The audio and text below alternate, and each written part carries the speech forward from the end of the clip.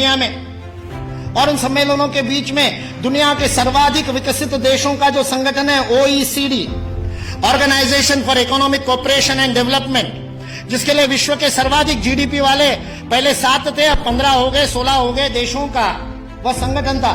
उस OECD ने सन 2000 में एंगस मेडिसन नाम के अर्थशास्त्री को यह काम दिया कि वो विश्व का आर्थिक इतिहास लिखे, और चूंकि उनकी गणना, उनकी हिस्ट्री 0 ईस्वी से शुरू होती है, तो एंगस मेडिसन को भी काम दिया 0 ईस्वी से 2000 ईस्वी तक 2000 वर्ष का आर्थिक इतिहास लिख दीजिए।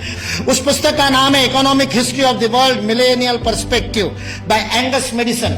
OECD.org इस वेबसाइट से आप डाउनलोड कर सकते हैं। 2000 वर्ष का आर्थिक इतिहास लिखा है एंगस मेडिसन ने, और वह एंगस मेडिसन कहता है कि पहले 1500 वर्ष 0 ईस्वी से लेकर के 1490 तक, 99 तक, सारे विश्व के जीडीपी में लगभग 2/3 66% योगदान देने वाला देश कोई था तो वो भारत देश था।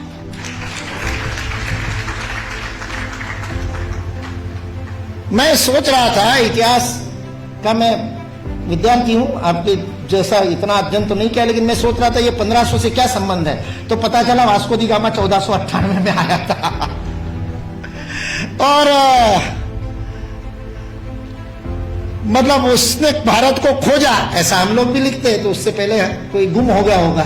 जो गुम हुआ भारत था वो विश्व के 2/3 जीडीपी को प्रोड्यूस करने वाला, और केवल प्रोड्यूस करने वाला नहीं, विश्व को समृद्धि का अवदान देने वाला, वितरण करने वाला। विल ड्यूरांड अमेरिकन इतिहासकार है, 11 खंडों में उसने लिखी है हिस्ट्री ऑफ सिविलाइजेशन।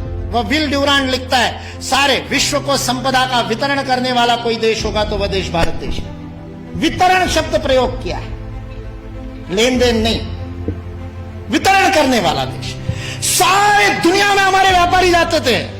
वो वास्को दी गामा को भी हमारे ये गुजरात का व्यापारी, वास्को दी गामा ने अपनी डायरी में लिखा है, वो गुजरात का व्यापारी पानी के जहाज लेकर के उसको मिला साउथ अफ्रीका में, उसको तो भारत मिला नहीं था।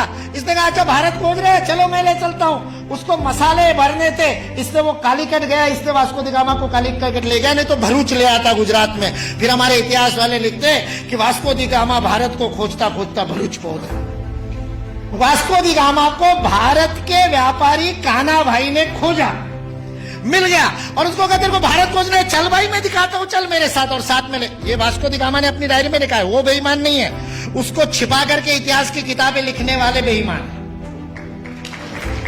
वास्को दी गामा की डायरी का उद्धरण दिए बिना हमारे को गलत इतिहास पढ़ाने वाले बेईमान है।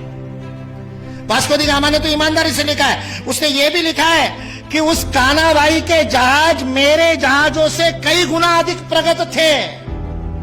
40 खेने वाले लगाने के बाद भी मेरे जहाज को उतनी गति नहीं थी, जो उससे 3 गुना बड़े, 3 मंजिल वाला जिसके ऊपर डेक था, ऐसे जहाज को केवल 16 नाविक खेते थे। ऐसा कान्हा भाई का जहाज था।